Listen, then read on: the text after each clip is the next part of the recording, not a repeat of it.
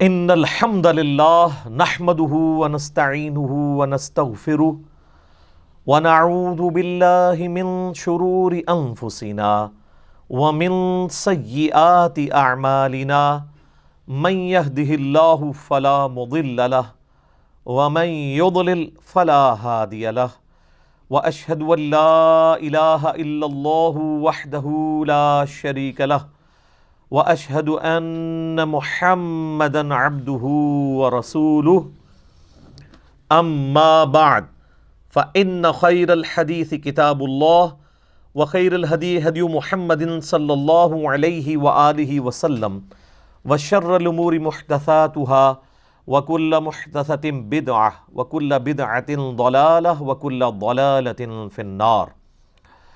اعوذ باللہ السمیع العلیم من الشیطان الرجیم من ہمزہ ونفخہ ونفثہ بسم اللہ الرحمن الرحیم رب اشرح لی صدری ویسر لی امری واحلل عقدۃ من لسانی یفقہوا قولی بسم اللہ الرحمن الرحیم ان اللہ وملائکتہ یصلون علی النبی یا ایہا الذین آمنوا صلوا علیہ وسلموا تسلیما اللہم صلی علی محمد وعلی آل محمد کما صلیت علی ابراہیم وعلی آل ابراہیم انک حمید مجید اللہم بارک علی محمد وعلی آل محمد کما بارکت علی ابراہیم وعلی آل ابراہیم انک حمید مجید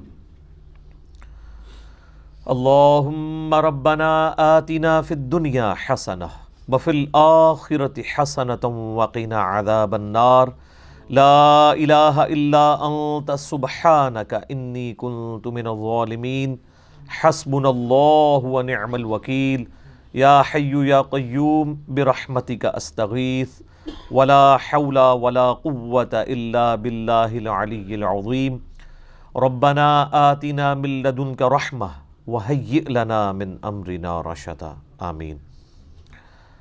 الحمدللہ آج 8 مارچ 2020 کو سنڈے کے دن قرآن کلاس نمبر 19 میں ہم سورۃ البقرہ کی آیت نمبر 110 سے سٹارٹ لیں گے. اعوذ باللہ من الشیطان الرجیم بسم اللہ الرحمن الرحیم وَأَقِيمُوا الصَّلَاةَ وَآتُوا الزَّكَاةَ اور ادا کرو نماز، قائم کرو نماز کو اور زکوٰۃ بھی ادا کرو. وَمَا تُقَدِّمُوا لِأَنفُسِكُم مِّن خَيْرٍ تَجِدُوهُ اور جو کچھ بھی تم اپنے لیے بھلائی کا سامان یعنی نیکی کا کام آگے بھیجو گے اللہ کے پاس، تجدوہ عند اللہ اللہ کے حضور پیش کرو گے، تو یعنی اس کا جو ثمر ہے، اس کا جو انعام ہے وہ تمہیں ملنا ہے. ان اللہ بما تعملون بصیر بے شک اللہ تعالیٰ تمہارے اعمال کو دیکھ رہا ہے. یہ ویسے تاویل خاص کے اعتبار سے تو جو یہودیوں کے ساتھ اللہ تعالیٰ کی گفتگو جاری ہے اسی میں یہ چیز آئی تھی. اس سے پہلے بھی یہ مضمون چل رہا تھا کہ یہ جو یہودی ہیں یہ مسلمانوں سے حسد کرتے ہیں بسبب اس کے کہ بنو اسرائیل کے اندر پیغمبر آخر الزماں صلی اللہ علیہ وآلہ وسلم کیوں نہیں مبعوث ہوئے، اور مسلمانوں کو یہ کہا جا رہا ہے کہ تم اس حق کے اوپر ڈٹے رہو اور اللہ تعالیٰ کے تابع فرمان رہو، نماز کو قائم رکھو، اللہ کے حضور صدقہ اور خیرات زکوٰۃ ادا کرتے رہو، اور جو کچھ بھی تم آگے بھیجو گے اللہ کے پاس اس کا بہتر اجر تمہیں ملنے والا ہے. انسان جس مقصد کے لیے، جس کاز کے لیے مال خرچ کرتا ہے نا، اس کی قدر انسان کے اندر ہوتی ہے. اسی لیے آپ دیکھیں گے کہ قرآن حکیم میں سینکڑوں مقامات پر اللہ تعالیٰ نے نماز کے ساتھ اس کی راہ میں صدقہ اور خیرات کرنا، مال خرچ کرنے کو ذکر کیا ہے. کیونکہ مال خرچ ہوگا تو انسان کو پھر اس چیز کی قدر بھی ہوگی، اور انسان اپنا ایمان کنوکشن والا اسی صورت شو کر سکتا ہے اللہ تعالیٰ کو کہ بغیر دیکھے اپنے رب پہ ایسا کامل یقین ہے کہ اس کے لیے وہ خیرات کر رہا ہے، اس امید کے ساتھ کہ قیامت والے دن اس کو یہ مال اللہ تعالیٰ 700 گنا بلکہ اس سے بھی بڑھ کر لوٹائے گا۔ اب میرے بھائیوں، ایک اور دعویٰ جو اس وقت کے جیوز اور کرسچنز کرتے تھے اس کا ذکر آ رہا ہے، اور آلموسٹ اسی قسم کا دعویٰ اس امت میں بھی پایا جاتا ہے۔ وَقَالُوا لَن يَدْخُلَ الْجَنَّةَ إِلَّا مَنْ كَانَ هُودًا أَوْ نَصَارَى، وہ کہتے ہیں کہ جنت میں تو داخل ہی نہیں ہو سکتا کوئی اس وقت تک جب تک کہ وہ یہودی یا عیسائی نہ ہو جائے۔ اچھا، یہ نہیں ہے کہ کوئی ایک بندہ ہے جو کہہ رہا تھا کہ یا یہودی بن جاؤ تو یا عیسائی بن جاؤ جنت میں جاؤ گے۔ یہ بات کو لٹریچر کی زبان میں کہا گیا ہے کہ یہودیوں کا یہ دعویٰ ہے کہ جنت میں جانے کے لیے یہودی ہونا ضروری ہے، اور کرسچنز کا یہ دعویٰ ہے نصارہ کا کہ جنت میں جانے کے لیے نصرانی ہونا ضروری ہے۔ اچھا، اب یہاں پہ بھی یہی ہے۔ آپ سنی سے پوچھ لیں کہ بھئی جنت میں جانے والا فرقہ کون سا ہے، تو وہ کہے گا جی سنی ہونا چاہیے، چاہے آپ حنفی ہو جائیں، شافعی ہو جائیں، مالکی ہو جائیں، حنبلی ہو جائیں۔ اور مزید ڈیپ کریں، حنفیوں میں آ جائیں تو دو بڑے گروہ یہاں پہ سب کانٹیننٹ میں پائے جاتے ہیں اور جن کی جائز اولاد پوری دنیا میں موجود ہے، بریلوی اور دیوبندی۔ ان سے ذرا پوچھیں تو وہ کہیں گے کہ بریلوی ہو جائیں تو آپ کامیاب ہو جائیں گے، دیوبندی کہیں گے آپ دیوبندی ہو جائیں تو کامیاب ہو جائیں گے۔ بیماری سیم ہی ہے۔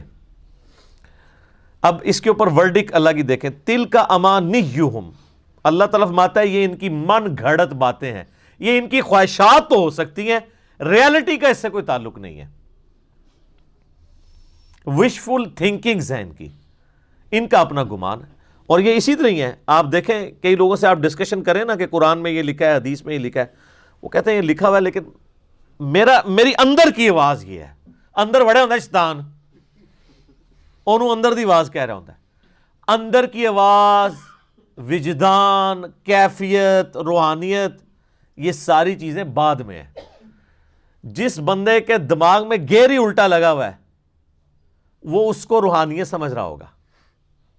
تو روحانیت کا فیصلہ، سچائی کا فیصلہ کسی کی کیفیت پہ نہیں ہونا، کتابوں پہ ہونا ہے۔ ایک بندہ کہتا ہے جی مجھے مزہ آتا ہے کہ 2 + 2 5 ہوتے ہیں، تو آپ لیتے رہیں مزہ۔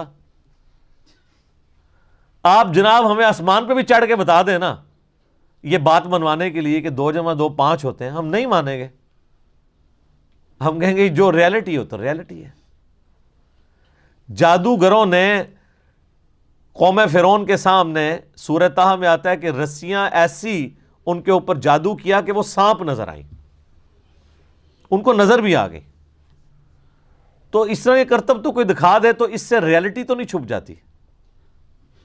تو اللہ فرماتا ہے یہ ان کی وشفل تھنکنگز ہیں۔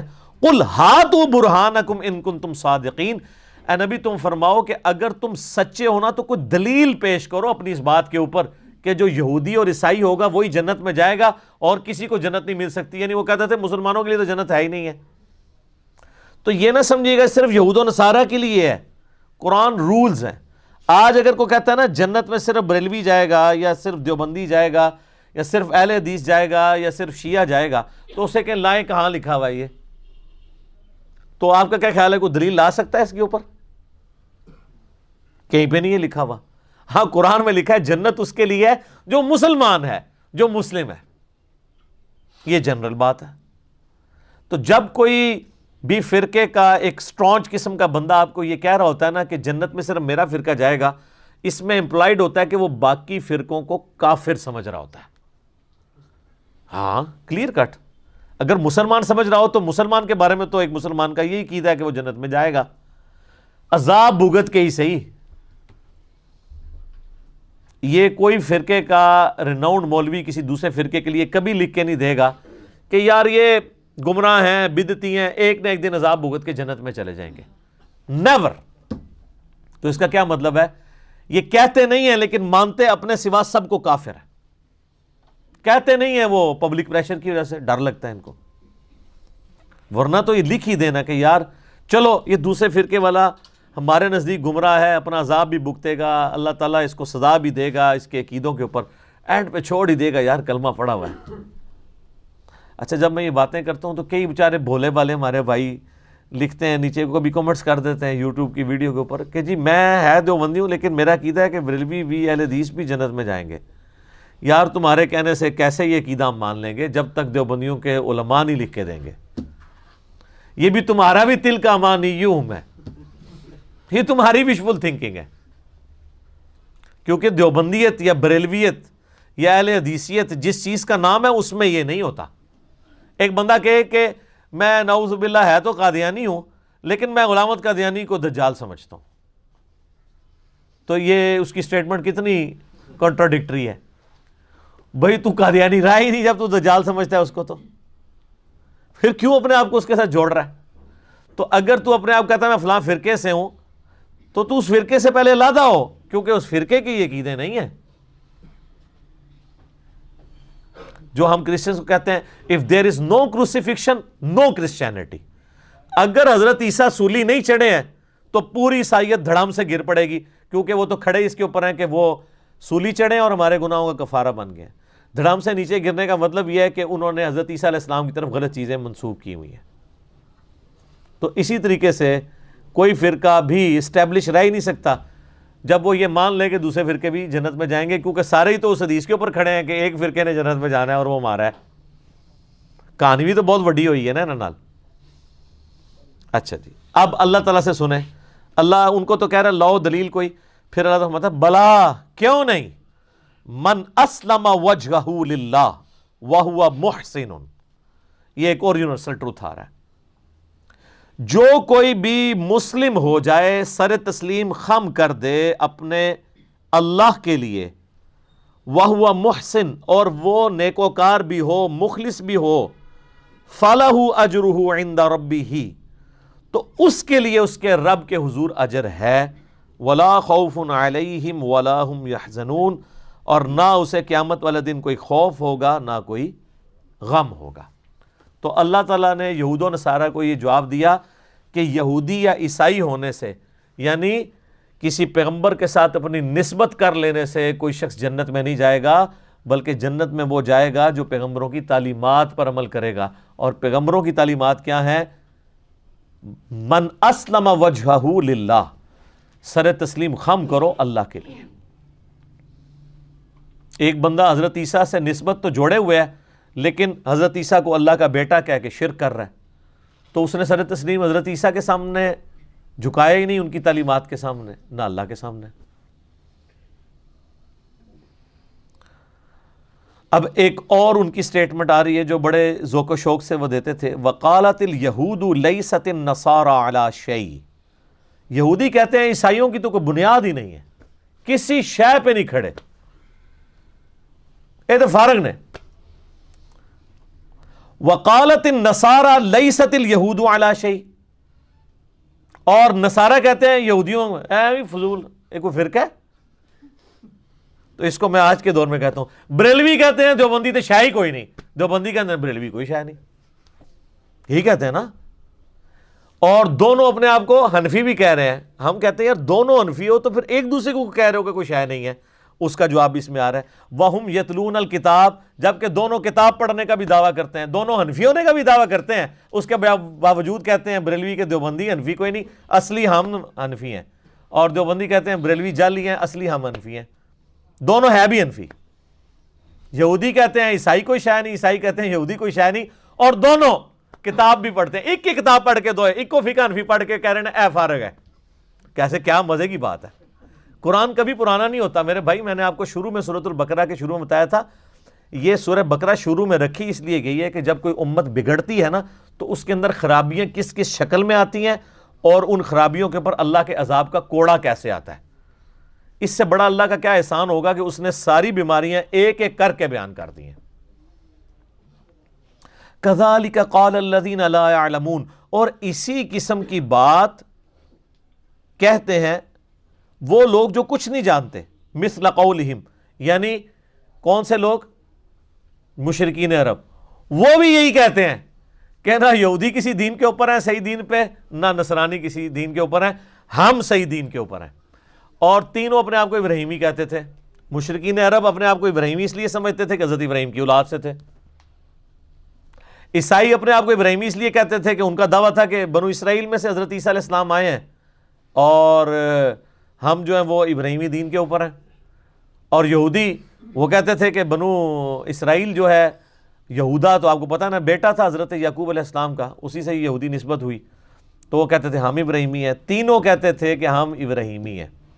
دو ان کی شریعت کو مانتے ہوئے کہتے تھے جو ٹوٹی پوٹی فارم میں تھی، اور جو مشرکین عرب ہیں وہ اسی طرح کہہ رہے ہوتے تھے جس طرح ہمارے ایکس پرائم منسٹر کہتے تھے میں شیخ عبد القادر جیلانی کی اولاد سے ہوں، یعنی نسلاً ابراہیمی. ایک نسلی ابراہیمی ہے، ایک عقیدے میں ابراہیمی. عقیدے میں تینوں میں سے کوئی نہیں تھا. آگے چل کے اللہ تعالیٰ آئے گا تم ابراہیم کی رٹ لگا رہے ہو، ابراہیم کے دین کے اوپر تو یہ پیغمبر ہیں جن کو ہم نے بھیجا ہے، یہ ابراہیم کے طریقے کے اوپر ہیں. پھر اللہ نے فرمایا کہ ابراہیم کی تو سب سے بڑی خوبی تھی وَمَا كَانَ مِنَ الْمُشْرِكِينَ، وہ مشرک نہیں تھے، سب سے ٹوٹ کے ایک اللہ کے ہوئے تھے. اور تم تینوں شرک کر رہے ہو. عیسائی حضرت عیسیٰ کو رب کا بیٹا کہہ کے، یہودی عزیر علیہ السلام کو اللہ کا بیٹا کہہ کے، اور مشرکین عرب نے تو اتنے دیوتا بنائے ہوئے تھے.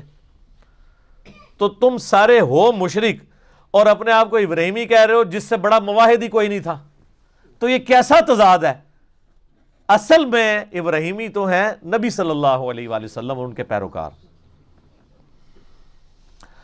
فَاللَّهُ يَحْكُمُ بَيْنَهُمْ يَوْمَ الْقِيَامَةِ فِي مَا كَانُوا فِيهِ يَخْتَلِفُونَ، پس اللہ تعالیٰ ان کے درمیان فیصلہ فرما دے گا قیامت کے دن جس معاملے میں وہ جھگڑا کرتے تھے.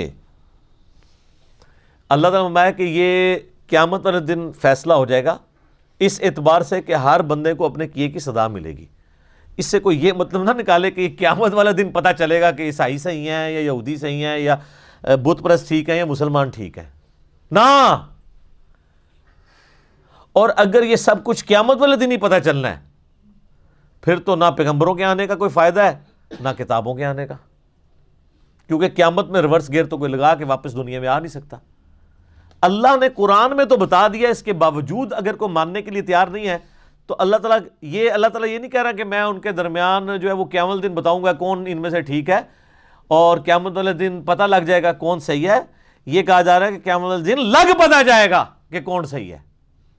یہ دھمکی ہے، اس میں پتہ نہیں لگے گا، پتہ تو یہاں بھی لگا ہوا ہے، سچائی سب کے سامنے ہے. قیامت والے دن لگ پتہ جائے گا، یعنی اس کا جب عذاب صحیح طریقے سے تمہارے سامنے آئے گا. پھر جیسے ایک شخص جو ہے وہ اس کو ہزاروں بندے بتا رہے ہوں کہ یار یہ استری گرم ہے، اور وہ اس استری کو کپڑے پہ بھی رکھ کے دیکھے کپڑا بھی جل جائے پھر بھی وہ ماننے کے لیے تیار نہ ہو، تو آخری حل کیا ہے اس کو یہ منوانے کا کہ استری گرم ہے کہ اس کا ہاتھ پکڑ کے استری پہ رکھا جائے. پھر اس کو کوئی وہم رہ جائے گا؟ تو یہی ہونا ہے کہ دنیا میں اللہ نے علمی دلائل کے ذریعے بتا دیا یہ سچ ہے یہ باطل ہے. تو اللہ ہمارے قیامت والے دن جب ان کو آگ پہ ہم ڈالیں گے نا تو پھر ان کو پتہ چلے گا اچھا یہ فیصلہ ہوا ہے، ان پتہ لگ گیا جے، لیکن ان فائدہ کوئی نہیں. اگر ایک قادیانی کو قیامت والے دن جا کے یہ بات پتہ چلی کہ غلام احمد قادیانی تو دجال ہے، میرے ساتھ فراڈ کیا اس نے، تو اس کو قیامت والے دن اس چیز کا ایکسپوز ہونا کو نفع دے سکتا ہے؟ تو صرف قادیانیوں تک نہ رہے، تھوڑا سا آپ اپنے اوپر بھی غور کر لیں، کیونکہ آپ قادیانی صرف اس لیے نہیں ہے کہ آپ کے ماں باپ قادیانی نہیں تھے. اگر آپ کے ماں باپ قادیانی ہوتے، میرے ماں باپ قادیانی ہوتے، تو کوئی لاکھوں میں ایک ہوتا ہے جو بندہ اپنے آباء و اجداد کے دین کو چھوڑتا ہے. یہ جتنے آج مولوی ختم نبوت تحریکیں بھی چلا رہے ہیں نا اتنے گلے پھاڑ پھاڑ کے، ان کے ماں باپ بھی اگر قادیانی ہوتے ہیں نا تو میں دیکھتا جناب کہ یہ کس طرح ختم نبوت تحریک چلاتے ہیں، بلکہ یہ جو ہیں وہ الٹا جو ہے وہ ختم نبوت تحریکوں کے خلاف چل رہے ہوتے ہیں.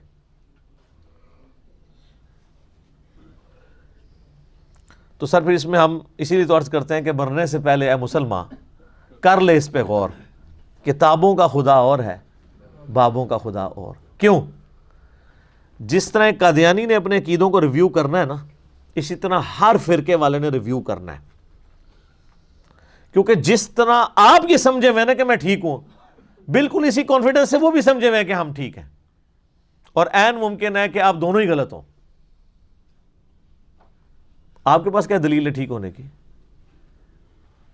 قرآن تو نہ آپ نے پڑھا، نہ آپ کے ماں باپ نے پڑھا، نہ ان کے ماں باپ نے پڑھا.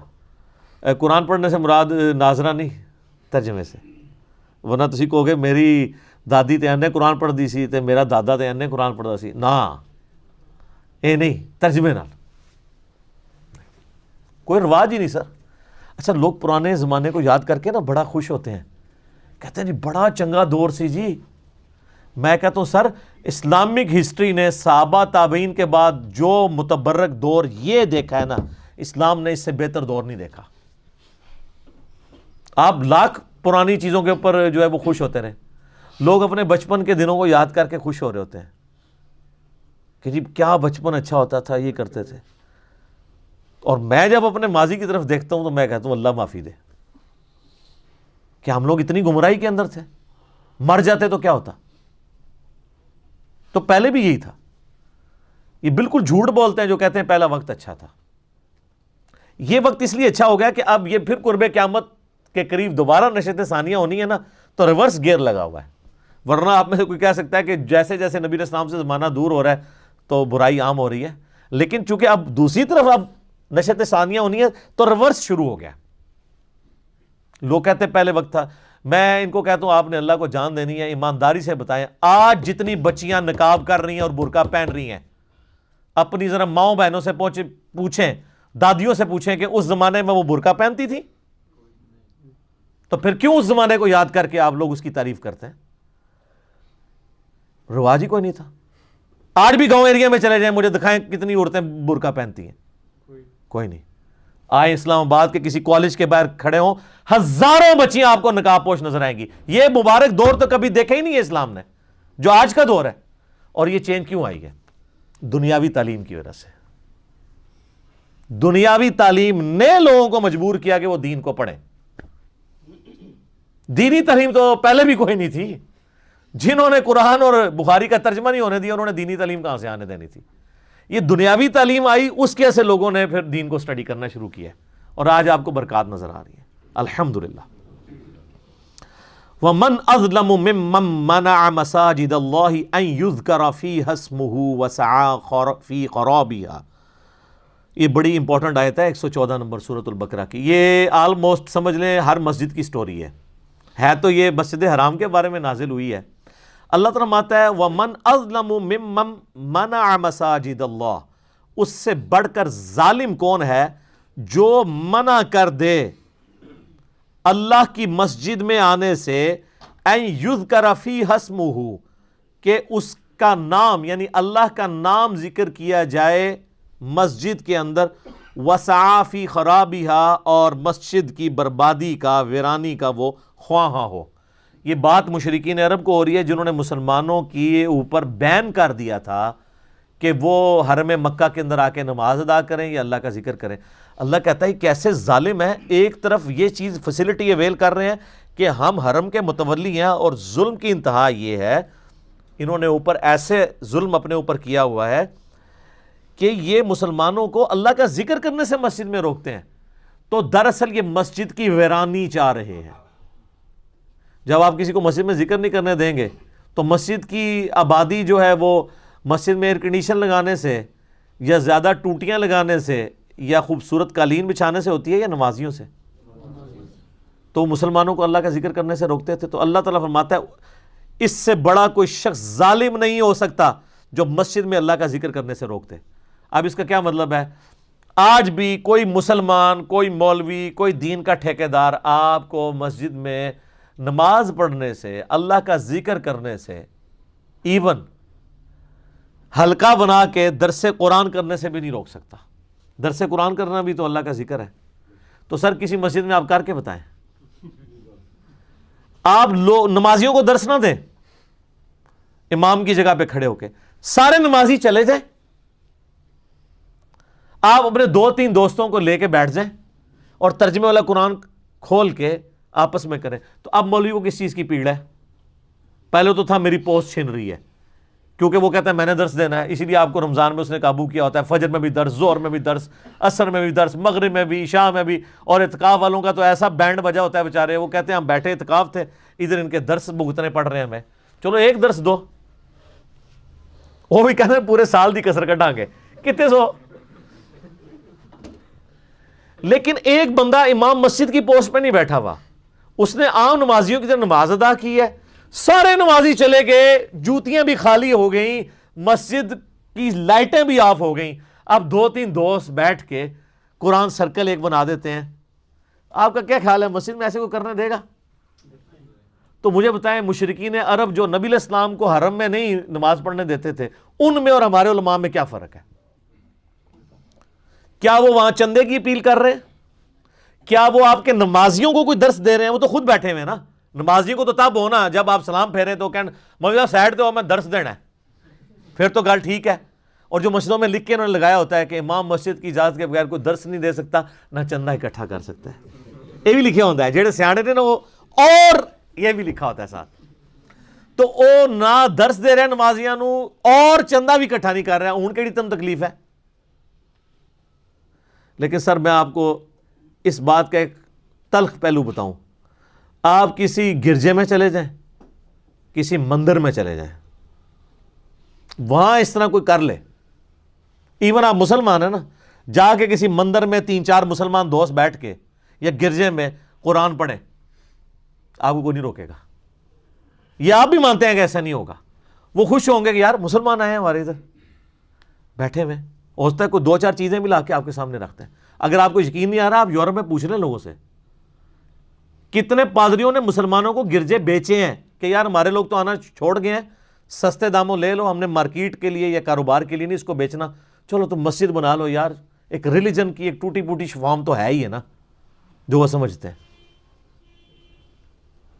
لیکن یہاں آپ کر کے دیکھیں تو مجھے بتائیں پھر اسلام کے ساتھ سب سے بڑی دشمنی کون کر رہا ہے؟ اس اسلام کا ٹھیکیدار اور کسٹوڈین یعنی مولوی.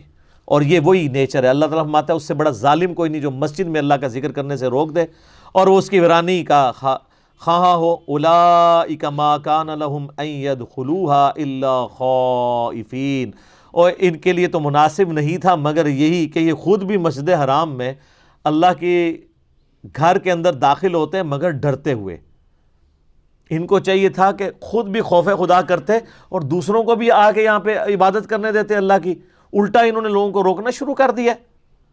لہم فی الدنیا خزی ولہم فی الآخرۃ عذاب عظیم، ایسے لوگوں کے لیے دنیا کی زندگی میں بھی رسوائی ہے اور آخرت کا بہت بڑا عذاب ان کا انتظار کر رہا ہے.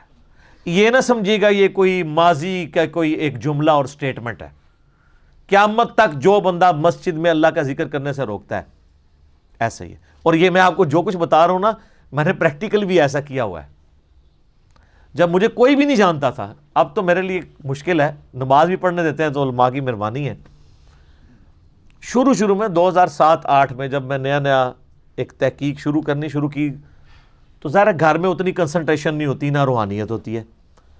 بخاری مسلم میں حدیث ہے نا، 7 لوگوں کو اللہ کے عرش کا سایہ نصیب ہوگا قیامت کے دن جب کوئی اور سایہ نہیں ہوگا. ان میں سے ایک شخص وہ ہے جس کا دل ہر وقت مسجد میں اٹکا ہو، اس کو مسجد سے نکلتے ہوئے تکلیف ہو، مسجد میں آتے ہوئے خوشی محسوس ہو. اور صحابہ کرام اور نبی علیہ السلام کا تو اوڑھنا بچھونا ہی مسجد تھا، آپ کا تو دفتر ہی مسجد کے اندر تھا. تو مسجد میں ایک روحانیت ہوتی ہے. گھر میں بیٹھ کے آپ قرآن پڑھنا چاہیں اتنی کنسنٹریشن سے نہیں پڑھ سکتے، کوئی نہ کوئی پنگا ہو جاتا ہے.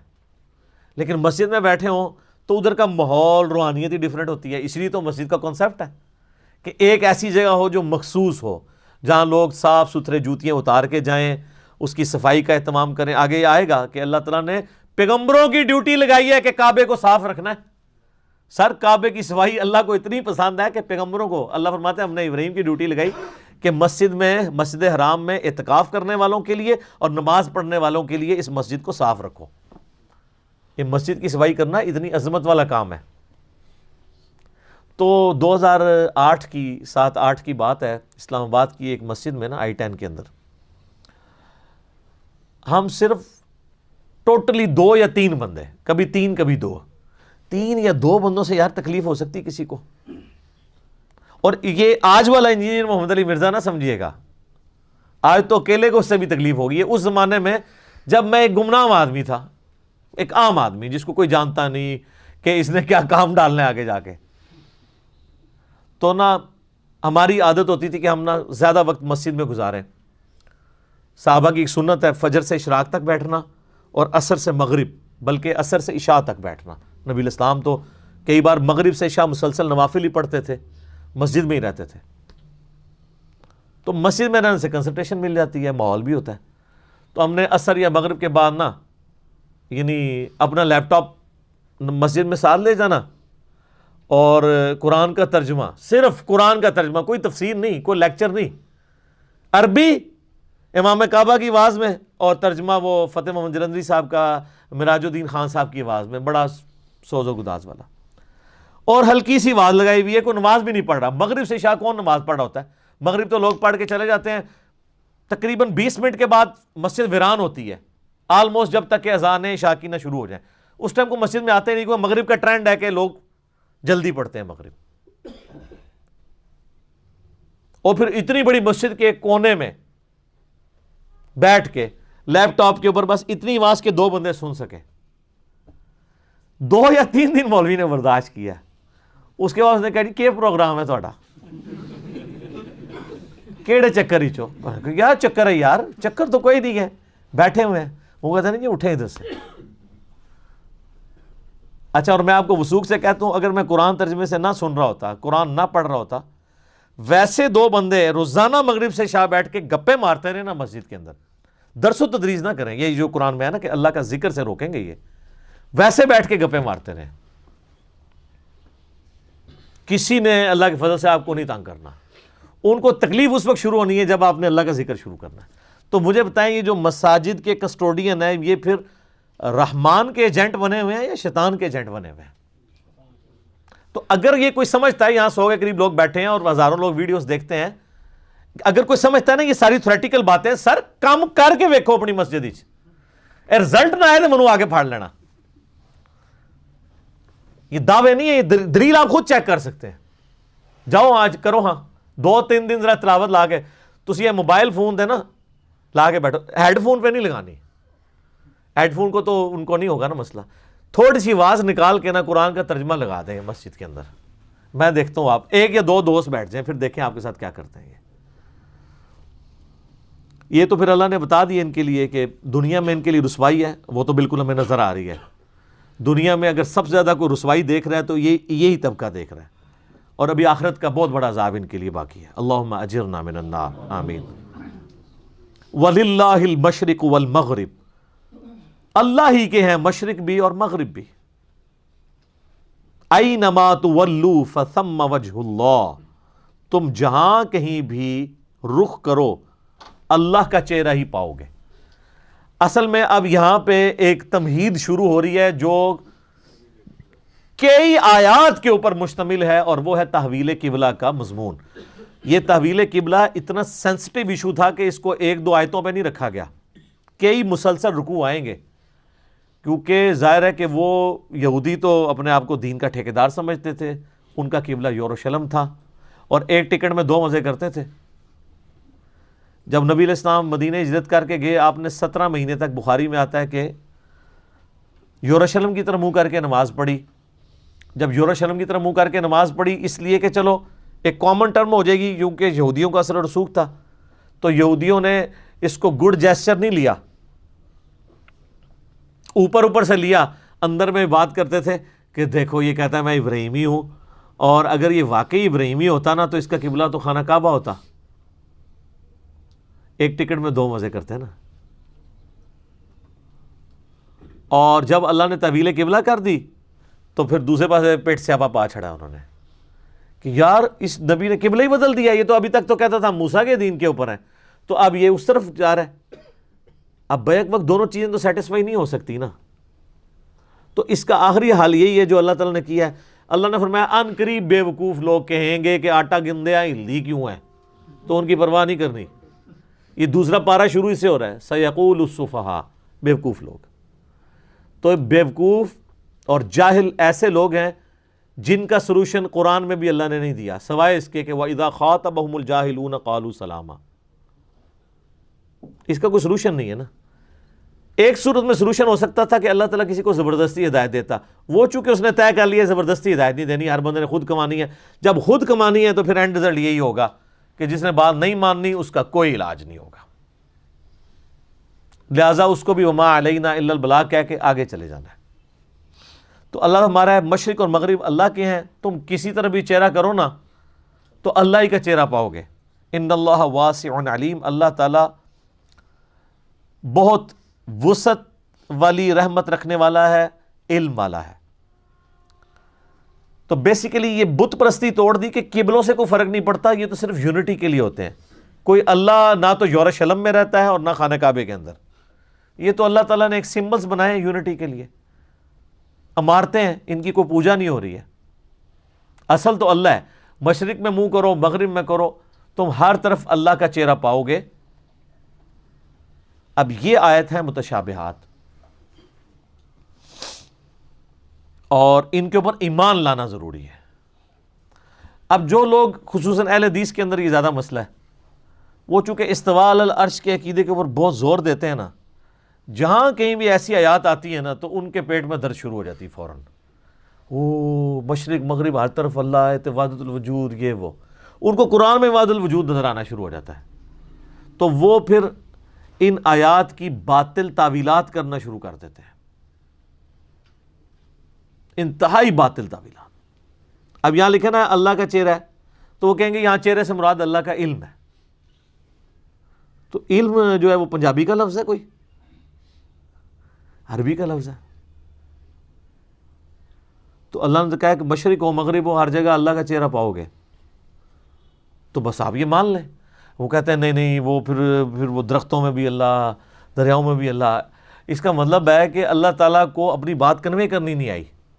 آپ سے پوچھتا تو وجہ اللہ کی بجائے علم اللہ ہوتا۔ وہ کہتے ہیں آگے آگے نا ان اللہ واسع علیم، اللہ تعالیٰ وسعت والا علم والا ہے، تو یہاں چہرے سے مراد پھر علم کی طرف اس کو لے جائیں گے۔ تو ہم پھر کہیں گے کہ چہرہ تو پہلے آیا، تو آپ علم کو چہرے کی طرف کیوں نہیں لے جاتے، بجائے چہرے کو علم کی طرف لے کے جا رہے ہیں؟ ٹھیک ہے، تو اس طرح کی باطل تعویلات نہیں کرنی چاہیے۔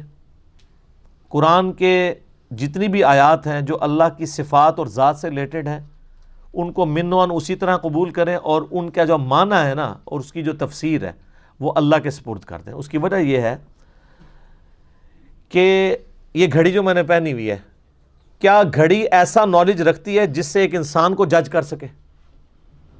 لیکن انسان ایسا نالج رکھتا ہے جو گھڑی کو جج کر سکے۔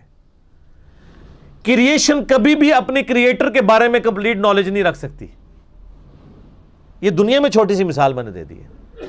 تو انسان اپنے کریٹر کے بارے میں اتنا ہی تعارف رکھ سکتا ہے جتنا کریٹر خود کروا دے، اس سے زیادہ کیسے کر سکتا ہے؟ برین تو اس کا ہے، تخلیق تو اس کی ہوئی ہے۔ میں اپنے برین کو کتنا بھی یوز کر لوں، اپنے کریٹر کی جو کوالٹیز ہیں ان کو جج کر ہی نہیں سکتا، کیونکہ میں کریشن ہوں۔ سب سے بڑی میری کمزوری یہ ہے۔ ایک موبائل فون کبھی بھی اپنے کریٹر کے بارے میں نالج نہیں حاصل کر سکتا۔ ہاں، وہ موبائل فون بنانے والا اس کی ایک ایک اینچی بیچی جانتا ہوگا، اور بلکہ موبائل تو اس فریم آف ریفرنس سے باہر بھی نہیں جا سکتا جو اس کے اندر فیڈ ہے۔ موبائل میں پی ایم اور اے ایم فیڈ ہے نا، تو وہ پی ایم کو اے ایم کو اسی طریقے سے سمجھے گا جو اس نے کریٹر نے فیڈ کر دیا۔ اے ایم کو پی ایم آپ بنا دیں، پی ایم کو اے ایم بنا دیں، تو موبائل اس کو الٹ سمجھنا شروع کر دے گا۔ تو ایسا موبائل یہ دعویٰ کر سکتا ہے کہ میں اپنے کریٹر کو سمجھ سکتا ہوں کہ کتنا سیانا ہے وہ، ادھش کیڑی کمپیٹنسیز نے، نہیں، یہ تو کوئی مثال ہی نہیں ہے اللہ اور مخلوق کی۔ لہٰذا قرآن میں بار بار آیا کہ اللہ کے بارے میں جتنی باتیں ہیں نا متشابہات سے ریلیٹڈ، ان پہ صرف ایمان لانا ہے۔ اور اس کا کلائمیکس وہ سورہ آل عمران کی آیت نمبر 7 ہے کہ قرآن کی آیات کی 2 اقسام ہیں، محکمات اور متشابہات۔ محکمات پہ عمل کرو، محکمات یہ ہیں کہ جو اللہ نے احکام دیے ہیں، نماز، روزہ، حج، زکوٰۃ، زنا سے بچو، حرام خوری سے بچو، قتل سے بچو، چوری سے بچو، یہ سارے احکامات ہیں، اس کی پیروی کرو۔ اور متشابہات کے بارے میں کہا گیا صرف ایمان لے کر آؤ اور اللہ سے دعا کیا کرو، ربنا لا تزغ قلوبنا بعد اذ ہدیتنا وہب لنا من لدنک رحمہ انک انت الوہاب، آمین۔ وقالوا اتخذ اللہ ولدا، اور یہ کہتے ہیں، یہود و نصارہ دونوں کا عقیدہ تھا۔ آج کل کے یہودی ویسے مواحد ہیں اس اعتبار سے کہ وہ حضرت عزیر کو اللہ کا بیٹا نہیں مانتے، لیکن اس وقت یہ شرک ان میں بھی تھا۔ نصارہ تو آج تک اسی طریقے سے شرک کر رہے ہیں۔ وہ کہتے ہیں اللہ نے بیٹا اختیار کیا ہے، سبحانہ، اللہ کہتا ہے اللہ تو پاک ہے اس چیز سے کہ اس کا کوئی بیٹا ہو، کیونکہ بیٹے کی ضرورت اس کو ہوتی ہے جس کو موت آنی ہو اور اس کی یہ خواہش ہو کہ میرے مرنے کے بعد میرا مشن میری اولاد آگے لے کے چلے گی. تو اس طرح کی کوئی خواہش اللہ کو ہو سکتی ہے؟ هو الحی القیوم. تو اللہ کو کیوں ضرورت ہے کسی کے بیٹا ہونے کی؟ لم یلد ولم یولد. اس نے کوئی اپنا بیٹا نہیں رکھا. حتیٰ کہ سورۃ الانبیاء میں آئے گا کہ اللہ تبارک و تعالیٰ کی کوئی اولاد نہیں ہے، اور اگر اس نے کوئی اولاد اڈاپٹ کرنی ہوتی تو اپنی مخلوق میں سے جسے چاہتا بنا لیتا، لیکن وہ ہوتی پھر مخلوق ہی. گاڈ والی کوالٹیز اس میں نہیں آئیں گی. اور پھر سورہ زخرف میں آیا قل ان کان للرحمن ولد فانا اول العابدین. اے نبی فرما دو بالفرض اگر اللہ کا کوئی بیٹا ہوتا سب سے پہلے میں اسے پوچھ رہا ہوتا، کیونکہ اللہ کا بیٹا پھر اللہ ہی ہوتا. تو اللہ کو بیٹا ہی نہیں ہے. لم یلد ولم یولد. ہر چیز اس کی کریشن ہے، اور وہی ذکر آ رہا ہے بل لہ ما فی السماوات والارض. بلکہ جو کچھ آسمانوں اور زمین میں ہے نا اس کا مالک اللہ ہے، کریٹر اللہ ہے. یہ ہر چیز مخلوق ہے. کل لہ قانتون. ہر کوئی اس کے سامنے تابع فرمان ہے. اس سے مراد آپ اور میں نہیں ہے. ہر وہ مخلوق جس کو اللہ نے اختیار نہیں دیا ہوا نا، وہ پر نہیں مار سکتی اس کے حکم کے بغیر.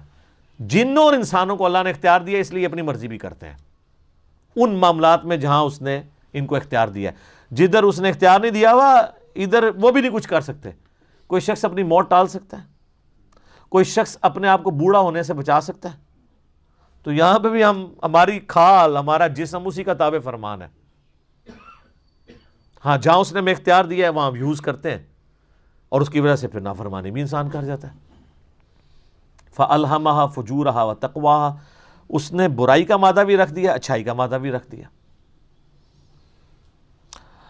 بدیع السماوات والارض. وہ موجد ہے، انوینٹر ہے آسمانوں اور زمین کا. یہ البدیع السماوات والارض، زمین و آسمان کو بغیر کسی نقشے کے پیدا کرنا، کریشن ایکس نہیلو، عدم محض سے وجود بخشنا، یہ صرف اللہ کی کوالٹی ہے. خالق انسان بھی ہے. انسان اس اعتبار سے خالق ہے کہ وہ لکڑی کو کاٹ کے میز اور کرسی بنا لیتا ہے، لیکن لکڑی انسان نہیں بنا سکتا. وہ بیج اللہ کا بنایا ہوا اس میں سے درخت نکلے گا. اللہ کہتا ہے کہ میں وہ کریٹر ہوں جو بغیر کسی اور چیز کے کریٹ کر دیتا ہوں جب کوئی چیز ایگزسٹ ہی نہیں کر رہی ہوتی.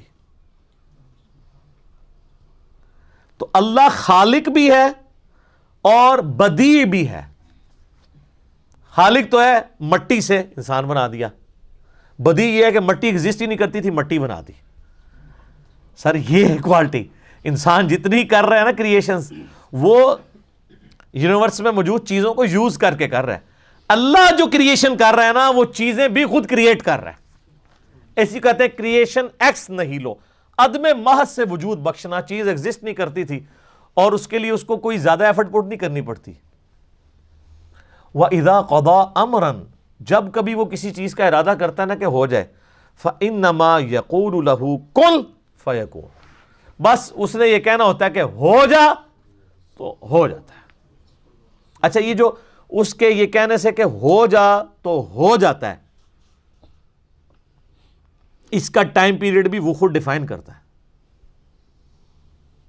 یہ ذہن میں رکھیے گا. وہ چاہے تو فوراً ہو جائے اور چاہے تو وہ عمل فوراً سٹارٹ ہو، اس کا انجام کچھ عرصے بعد ہو. جیسے اس نے ساری چیزوں کو اس کے ساتھ جوڑا ہے.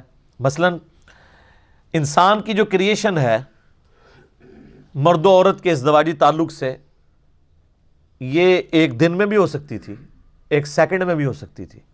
اس کے لیے 9 منتھ کا پیریڈ رکھ دیا. ہاتھی کا جو بچہ ہے اس کی پیدائش کے لیے آلموسٹ 22 مہینے لگتے ہیں. 22 مہینے. اور چوزے سے انڈا نکلتے ہوئے 21 ڈیز. اور خرگوش کا بچہ ہر مہینے وہ بچے دیتا ہے. اچھا کوئی کہ جی فورن، سر فورن بھی آئے کرونا وائرس، بیکٹیریا سیکنڈز میں ملٹی پلائی ہوتے ہیں. سیکنڈز میں نہیں، سیکنڈز کے 1000ویں حصے میں. اتنی وہ ریپروڈیوس کرتے چلے جاتے ہیں اپنے آپ کو. یہ بیکٹیریا، ایک بیکٹیریا ہوتا ہے نا تو اس کو 1000 بیکٹیریا بنانے میں 1000 دن نہیں چاہیے، 1000 منٹ بھی نہیں چاہیے، 1000 سیکنڈ بھی نہیں چاہیے.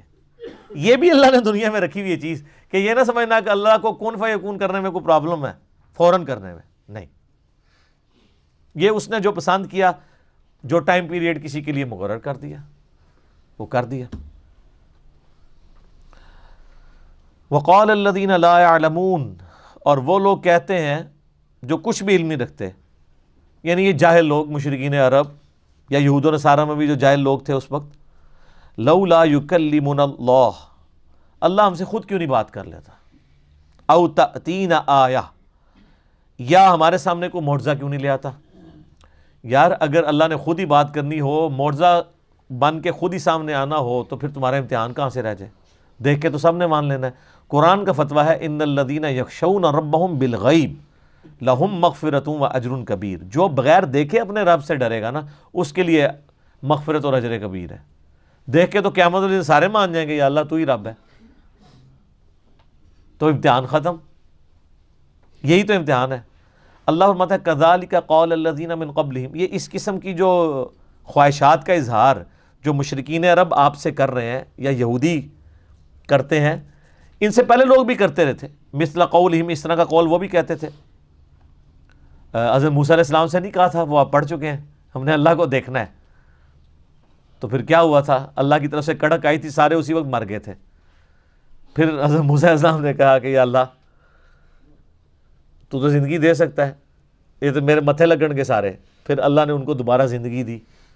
ظاہر ہے وہ اللہ کے ڈیوائن علم میں پہلے اسی قضائے مبرم یہی تھی کہ وہ وقتی موت تھی ان کے لیے. تشابہت قلوبہم، ان دونوں طبقوں کے دل ملے ہوئے ہیں، یہ حقیقت بات ہے. فرعون چاہے اس زمانے کا ہو یا آج کا ہو، دل ایک ہی ہے اس کا. انسان آج سے 1000 سال پہلے کا انسان ہو یا آج کا انسان، ایک ہی ہے. اچھا یہ الہامی کتابیں پرانی کیوں نہیں ہوتی؟ صرف اس لیے کہ الہامی کتابوں کا ٹاپک انسانی اخلاقیات ہے. انسانی اخلاقیات کبھی پرانی نہیں ہوتی. آج جتنی بھی ترقی کر جائے سائنس جتنی مرضی ترقی کر گئی ہے، کیا انسان نے کھانا پینا چھوڑ دیا ہے؟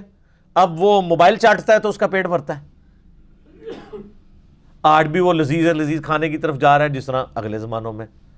اچھا انسان نے جتنی بھی ترقی کر لی ہے، کیا اس نے اپنے آپ کو پیشاب سے، پخانے سے آزاد کر لیا ہے؟ تو استنجے کی ضرورت آج بھی ہے، آج سے 1000 سال پہلے کے انسان کو بھی تھی. اچھا آج انسان درختوں پہ اگتے ہیں، ماں باپ کی ضرورت نہیں ہے کیا؟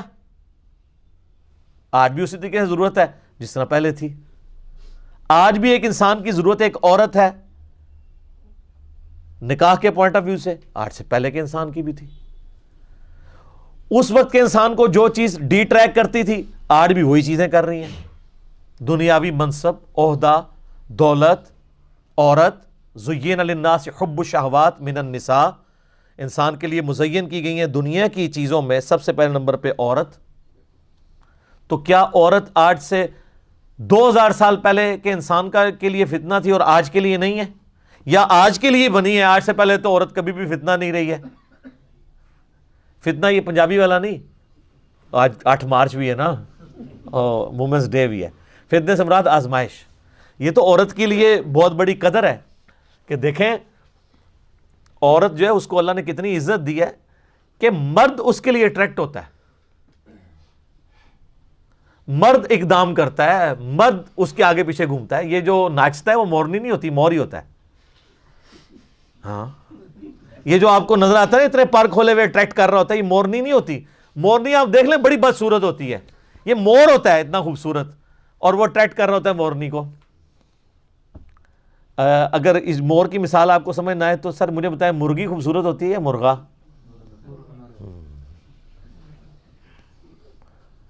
ایک 5 مرغیوں کے ساتھ آپ ایک مرغا رکھیں نا، وہ خود بھوکا رہتا ہے، کٹ کٹ کر کے ایک ایک مرغی کو بلا کے کھلا. آپ اس کے سامنے کھانا ڈالیں وہ کھاتا نہیں ہے، دانہ اٹھا کے اس کے آگے پھینکتا ہے. یہ آج لوگ جو ہیں وومن رائٹس کی بات کر رہے ہیں اور مردوں کو وہ سمجھتے ہیں کہ عورتیں جو ہیں وہ، ہم نے تو مرغیاں رکھی ہوئی ہیں نا. یہ آپ منظر اپنے گھر میں بھی دیکھ سکتے ہیں. آپ جناب جتنا مرضی بھوکا رکھیں جانوروں کو، آپ جیسے ان کو دانہ ڈالیں گے مرغا نہیں کھاتا، وہ اٹھاتا ہے اور مرغی آگے پھینکتا ہے۔ یہ نیچر میں اللہ نے میل کی ڈالی ہے چیز کہ وہ فیمیل کے لیے کیئرنگ ہوتا ہے۔ انسانوں میں بھی یہ چیز ہے۔ تو اخلاقیات تو نہیں بدل سکتے نا کبھی بھی، چاہے وہ اچھے اخلاق ہوں یا برے اخلاق ہوں۔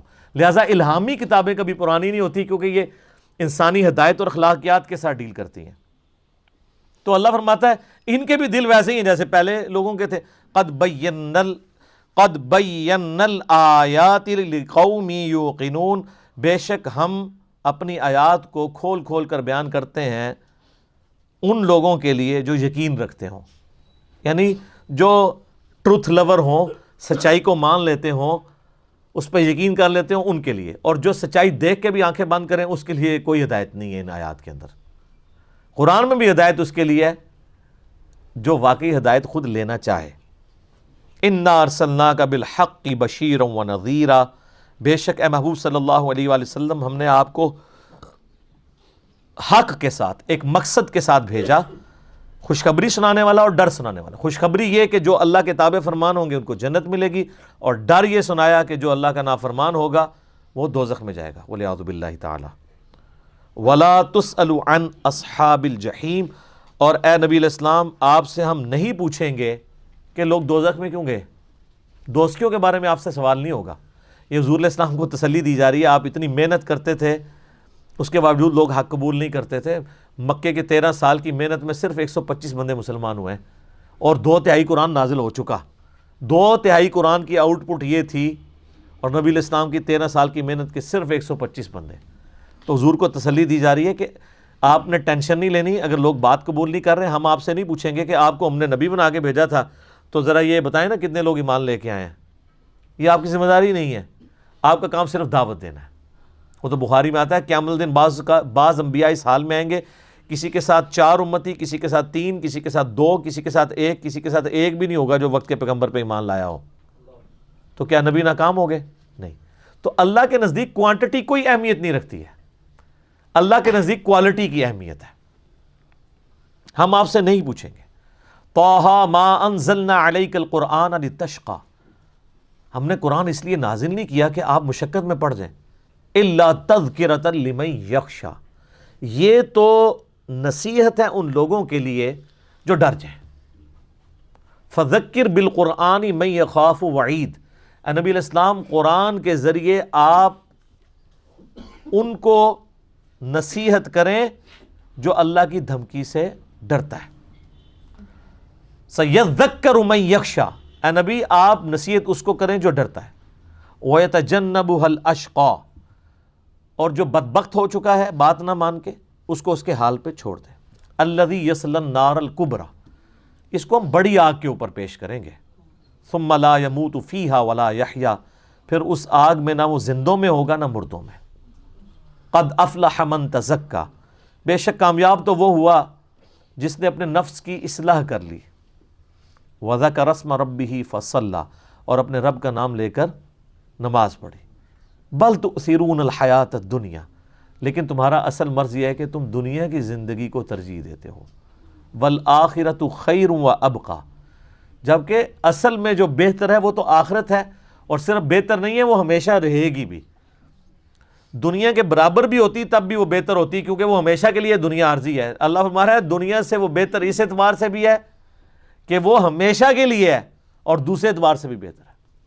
ان ھذا لفی الصحف الاولی، یہی ایک کانٹے کی بات تھی جو اگلے صحائف کے اندر نقل ہوئی تھی۔ صحف ابراہیم و موسیٰ، چاہے وہ ابراہیم علیہ السلام کے صحائف ہوں یا موسیٰ علیہ السلام کے صحائف، تمام الہامی کتابوں کی دعوت کا خلاصہ یہ ہے کہ دنیا کی زندگی عارضی ہے، اصل زندگی آخرت کی ہے۔ اپنے رب کو مرنے سے پہلے رسپانس کر لو۔ اسی کو تم نے عرض کیا ہے کہ مرنے سے پہلے اے مسلمان کر لے اس پہ غور، کتابوں کا خدا اور ہے، بابوں کا خدا اور ہمیں کتابوں کی پیروی کا حکم تھا۔ سورہ بقرہ کے سٹارٹ میں جو اللہ نے حضرت آدم علیہ السلام کو اتارا ہے تو کیا فرمایا؟ قُلْ اهْبِطُوا مِنْهَا جَمِيعًا، اے آدم اور اس کی ہونے والی ساری قیامت تک کی اولاد تمہیں ہم زمین پہ اتار دیں، اتر جاؤ۔ فَإِمَّا يَأْتِيَنَّكُم مِّنِّي ہُدًى. اب یاد رکھنا جب کبھی کوئی ہدایت کی کتاب تمہارے پاس آئی نا، فَمَن تَبِعَ ہُدَايَا فَلَا خَوْفٌ عَلَيْهِمْ وَلَا هُمْ يَحْزَنُونَ. تو جو اس کتاب کی پیروی کرے گا اسے نہ کوئی خوف ہوگا نہ کوئی غم ہوگا. وَالَّذِينَ كَفَرُوا وَكَذَّبُوا بِآيَاتِنَا، اور جو لوگ ہماری آیات کا کفر کریں گے اور اس کا انکار کریں گے اور اس کو جھٹلا دیں گے، اولئک اصحاب النار ہم فیہا خالدون، ایسے ہوں گے دوست کی اور رہیں گے اس میں ہمیشہ ہمیشہ. تو سر یہ جو میں نے ڈاکٹرین آپ کے سامنے رکھی ہے، ایک نعرہ بلند کیا ہے، یہ قرآن سے ہی ڈائریکٹ کیا ہے کہ قرآن نے کہا ہے کہ کتابوں کا انتظار کرنا. اب جو لوگ کتابوں سے توڑ رہے ہیں، میں آپ کو وثوق سے کہتا ہوں کوئی فزکس کا پروفیسر یا میتھ کا پروفیسر اپنی کتاب کی توہین کر دے، وہ دنیا کی کسی یونیورسٹی میں ٹیچنگ نہیں کر سکتا، اور وہ کرتا بھی نہیں ہے.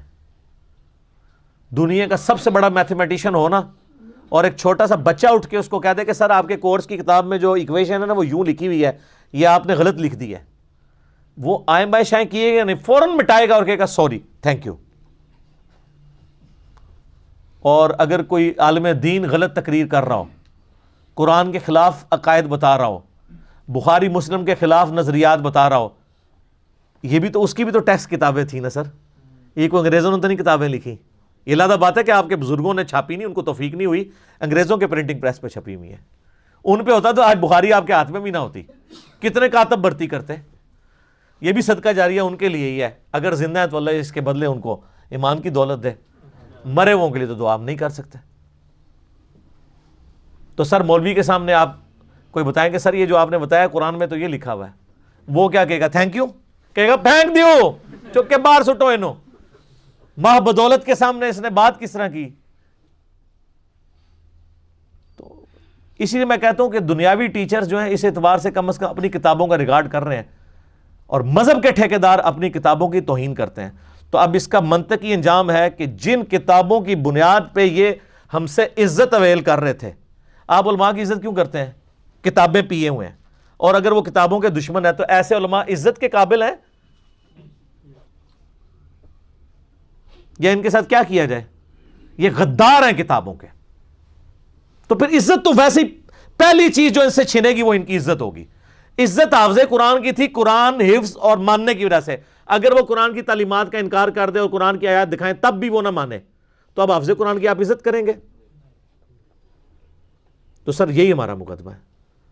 ٹھیک ہو گیا جی. اللہ تعالیٰ سے دعا ہے جو حق بات میں نے کہی اللہ تعالیٰ ہمارے دلوں میں راسخ فرمائے. اگر جذبات میں میرے منہ سے کوئی غلط بات نکل گئی اللہ تعالیٰ ہمارے دلوں سے معاف کر دے. ہمیں کتاب و سنت کی تعلیمات پر عمل کر کے دوسرے بھائیوں تک پہنچانے کی توفیق عطا فرمائے.